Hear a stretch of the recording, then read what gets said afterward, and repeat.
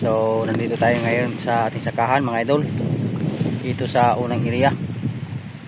So ayan na, bumaha na, malalim na yung tubig. So yung mga palay namin dito, wala na, hindi na makita. Ayan malalim na yung tubig. Kaninang umaga kita pa yung mga palay dito mga idol. So ngayong hapon wala na. Ayan, kasi buong araw umuulan dito, simula pa nung gabi hanggang ngayon. Ayan umuulan pa.